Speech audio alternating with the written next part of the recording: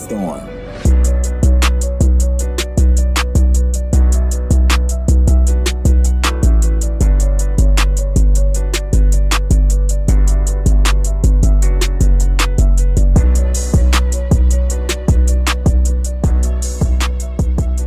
And we are back with another episode of the Unsportsmanlike Podcast. I'm your host, Marcus, and today I'm here with my guy. Nicholas. And so we're gonna do something a little different here today, guys. We've never done this on the channel. We're gonna do schedule predictions. So we're gonna pick 8 teams because football season is literally right around the corner. We're gonna pick 8 teams to do their schedule prediction. But today the first team is, you already know who it is, the University of Alabama. So let's get into it. Tie. Roll Tide, roll. All right, let's get into it. All right, so week one, we got at Florida State. What's your prediction for that game? Come on. Seriously. See, I like Tommy C. I like how he's getting his guys hyped up for that week one game, but I think it's gonna get really ugly in Tallahassee. I think Bama walks in there with a chip on their shoulder after Tommy C has just doing all that talk. I think Bama wins big. All right, so that's where we differ the first time. I think you lose that game because hear me out. It's not because I think that Florida State's good. It is the only matchup where an unranked team has a chance to beat a ranked team in week one. Week one, a top 10 team always loses to an unranked opponent. It's happened like out of the last 10 seasons, it's happened 10 times. Like it's 100% it happens. This is the only game that makes sense. No other game, nobody else is beating a top 10 opponent because they're all bums that week. This is the only game, so for the analytics, I got to go with Florida State. You think Tommy C gets the job done against a Kalen DeBoer led offense? You think he gets the job done? No, I just think freshman quarterback issues become a point finally for Bama. Hmm. Interesting, You don't got Nick Saban's coaching. but Ty Simpson isn't a freshman. Yeah, but how many seasons has he played college ball? Not just that bench. I mean, two. Want to get Where at? technical?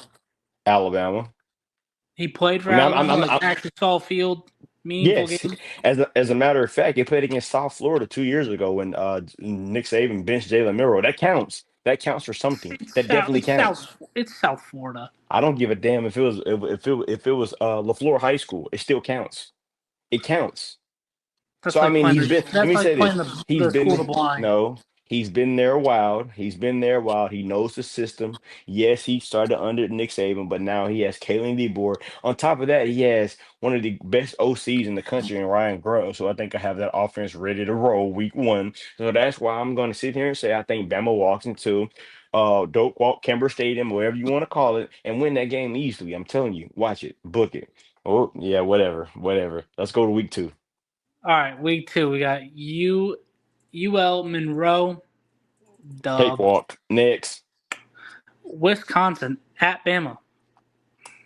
Ah man, Wisconsin, that's going to be an interesting game because Wisconsin was actually in the game last year until I want to say Tyler Van Dyke was his name, the quarterback of Wisconsin. Tyler Van Dyke goes down with it. What's his name? His name Tyler Van Dyke. I think he goes down with an injury, and that pretty much shifted the momentum of that game because Wisconsin was actually had something going. I think he ended up tearing his ACL or something like that. But now with the game being at home, Bama hasn't lost a home game in a pretty long time. They haven't lost one since Texas.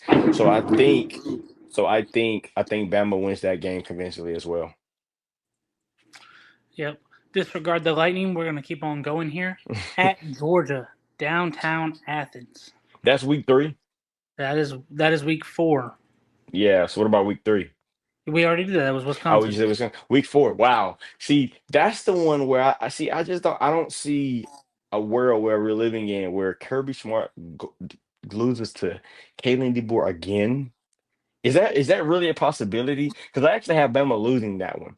But then I, again, that's but then Bama's a- second loss on my side. So but then again, there is a possibility where Bama can walk into Sanford Stadium on a Saturday night and beat the Georgia Bulldogs. I'm telling you, I know Georgia has lost a home game in God knows how long, but I think that I genuinely can see where that run in, but I can also see where that run extends. So I the have Bama issue losing that game.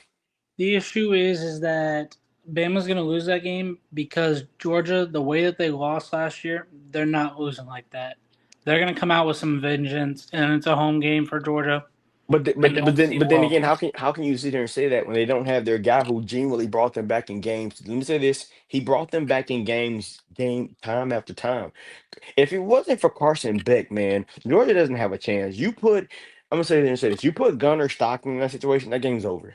Because I mean, think about it. He had no game experience. He had no game experience, right? You had Carson Beck who had to throw the ball like 80 times in order to come back in that game. It's the difference between having practice reps and game reps. Connor Stockton had no game reps, right? So you put Connor Stockton in that situation in Brian Denny. Well, let me rephrase that. Nick Saban field at Brian Denny in a hostile environment at night. I don't know if you've ever been to a game in Brian Denny at night. It's one of the most rugged environments in all of college football. It is elite, right? It is elite. And I've been to many games in Brian Denny where they have been elite. So all I am saying is Carson Beck was a savior to that team. They don't have Carson Beck anymore. Now, Bama and Georgia both have two first-year starters, right? Right? Because the last time I seen Connor Stockton, he was getting drilled against Texas where his helmet came off, right? So all I'm saying is there is a world where Alabama can walk into Sanford Stadium and beat Kirby Smart and the Dogs. That's all I'm saying. Because Is if you there look, a let me say, world? yes, Yes. there is. Because if you look at roster top to bottom, right? Bama has a better receiving core, right? QB play, we don't know. Running back room, it could probably be a little even. All right. Defense, Bama's returned like 10 of their starters on defense, and they added a couple additions. So, I mean, if you look at the whole roster aspect for both teams, it's going to be pretty good. So, I'm saying. Who's the better coach though, Kalen DeBoer or Kirby Smart? We can't sit here and say that. It's not fair to Kalen DeBoer due to the fact that this is Kalen DeBoer's second year in the SEC. You can't compare the two, man. That's just not fair. That's not fair at all. See, no. Let me say this, Nick. You can't compare a guy who is in a whole different conference versus a guy who is one of the most powerful conferences in all of college football. Because if that is the case, if he is a great coach, how we say he is, yes, he's won back-to-back national titles. Yes, that is true. He's only beat his successor one time.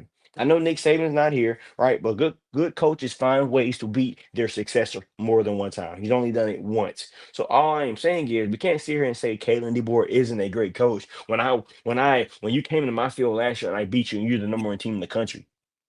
So, like I am saying, so therefore, there is a chance where Bama can walk into Sanford Stadium in Athens, Georgia on a September 27th on a brisk Saturday night and beat the dogs. Don't get it twisted. But do I have Bama There's winning that game? No.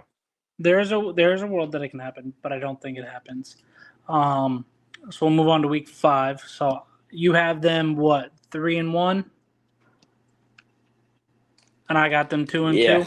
I got them Going three and into one. week 5, Vandy at home. Hey, Win. Like Ryan Williams said, we're gonna kill an ant with a sledgehammer. So that's all I need to say. W. Next. All right. So 4-1, 3-2. Missouri at Missouri, Saturday morning kickoff. Next, Dub. dub.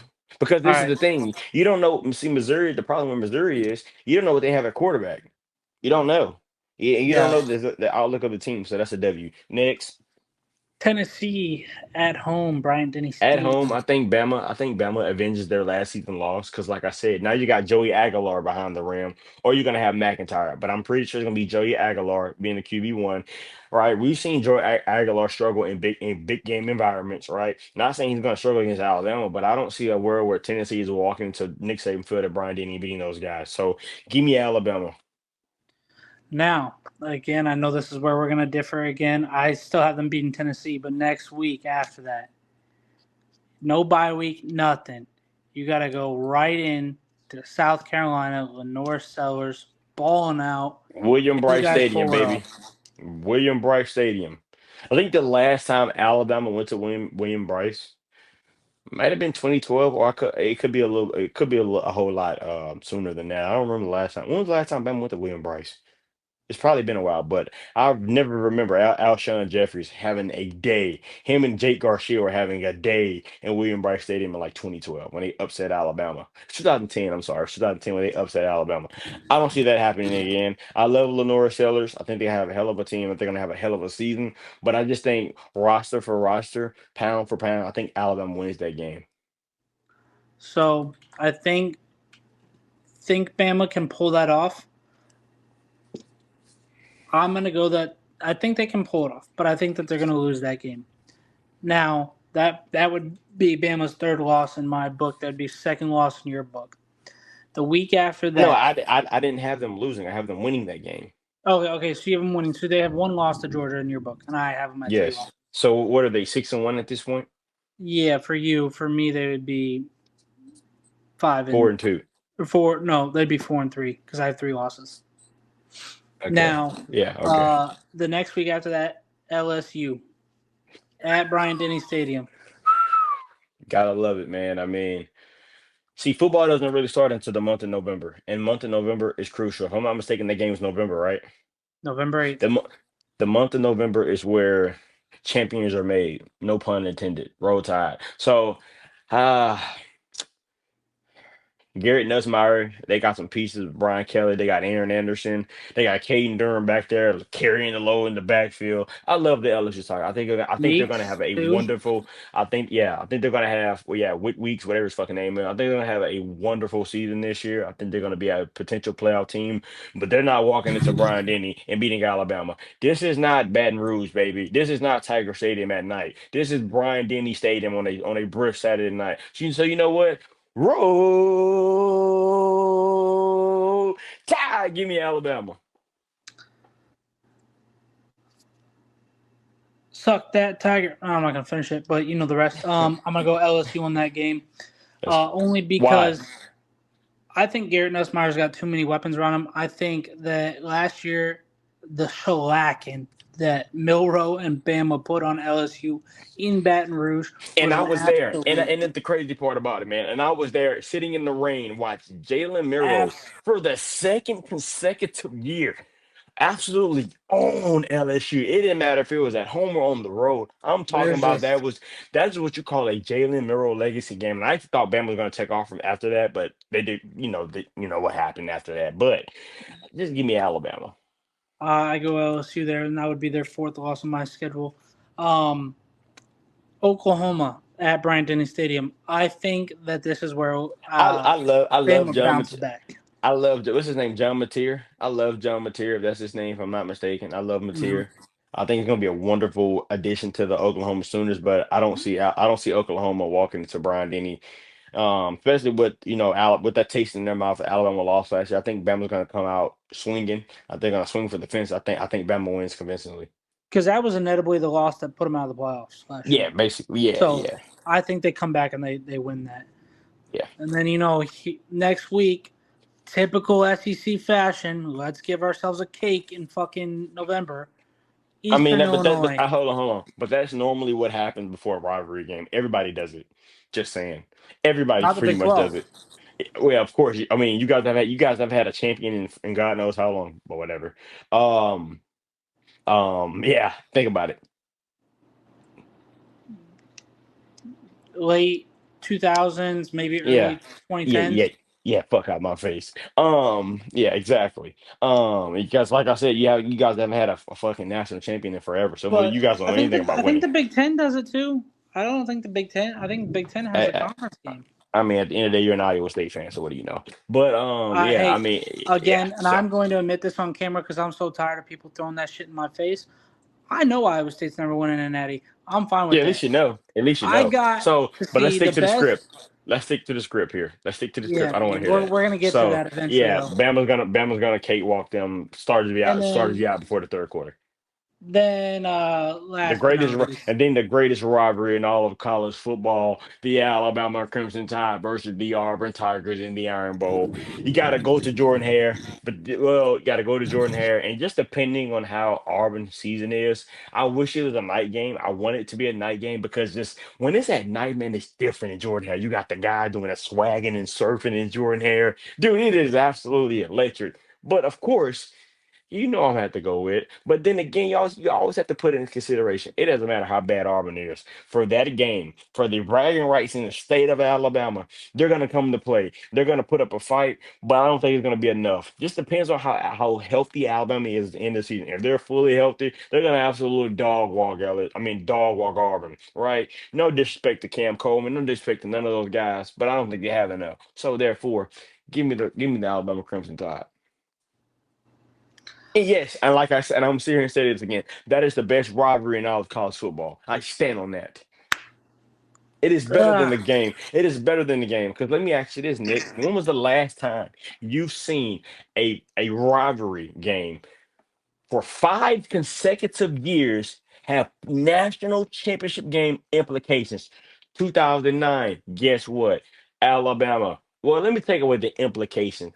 The national championship winner, 2009, Alabama. 2010 was Cam Newton. 2011 and 12 was Alabama. 2013, Auburn had a 19-point lead against Jameis Winston in Florida State and blew the game. You would never see that again. Yes, don't get me wrong. The game is pretty cool. Yes, Michigan and Ohio State, they both represent the national championships winners for the past season, but you would never see that again. You would never see it. I'm telling you. So before you make your argument here, think about what I just said. Because 2013, also think about this. In 2013, Bama was 1 second away from going to the third consecutive national championship game. Guess who stopped that streak? Auburn. Here's my Auburn, thing. Here's my thing, right? Bama wins that game in Auburn. Okay, for sure. no question, no question about it. But no, it is not the best. It is not the best rivalry game in college football. The only reason it didn't have national championship implications is because typically the winner Ohio of the State was beating rivalry. no, Ohio State was beating the shit out of Michigan for like No, the no, no, past no. 8 years. That's Come not on. even the rivalry that I'm talking about. The one What that I'm rivalry are you talking talking about, about? the one that I'm talking about, typically the winner of that went to the conference championship game, not the national And who championship. and who are you talking about? Texas, Oklahoma, Red River. That is a fucking battle every year, in and out. There might be 2 or 3 years where one team gets a smacking. That's it. So can I say this too? Can I go back and elaborate on the Iron Bowl? So let's put this into perspective, Nick. All right. Texas and Oklahoma, they're neighboring states, correct? Are they in the Yeah, same state? Ohio State, Michigan, they're neighboring states, correct? correct. Alabama and Auburn, they're in the same state, correct? Yeah, So if you let want me to go so let, best let, let, in let- so state, let, no, no, no, yeah. no, no, no, no, no. It's not even about best in state. I'm gonna give you the history of the Iron Bowl because I understand you went to Iowa State, so you don't understand. You're not from the South, so you don't understand how this stuff works. Think about it like this, Nick. I can step outside right now, right? And I can look at my neighbor, and guess what he'll have on? An Alabama gear. He'll have on Auburn gear, right? I can step outside, or hey, Nick, my little brother can come in my room right now, and guess what? He can be an Auburn fan. So the definition of house divided, that is a thing. See, I don't know if you ever been to the state of Alabama or you ever been to Mobile, Alabama. You see a lot of cars that have tags that say house divided. They have Alabama on one side and Auburn on one side. Also, let me put this into perspective. He should not have done this, but he did it anyway. There was a guy by the name of Harvey Updike, right? He is known as the famous Tumor's Corner tree poisoner, right? So in 2010, when Cam Newton had that 24-point comeback against Alabama on the road in Bryant-Denny, somebody thought it was a pretty cool idea to take a Cam jersey and put it on Nick Saban, right? This guy got furious, right? So he calls into a local radio station and says, "Hey, those tumors corners, that famous tree in Auburn, I poisoned them, right?" Because he was so infuriated that somebody put a Cam Newton jersey on a Nick Saban statue. Do you know how diabolical that is? Not saying it was right, not saying it was wrong. I don't really know at the end of the day because hey, it doesn't really matter. It doesn't affect my life. But nothing like that would ever happen in the Red River rivalry or in the game. I rest my case. That's all I got to sit here and say. But hey, that's all the time we have for today. Again, I am your host of the Unsportsmanlike Podcast, to Marcus, and today I was here with my guy Nick. signing out.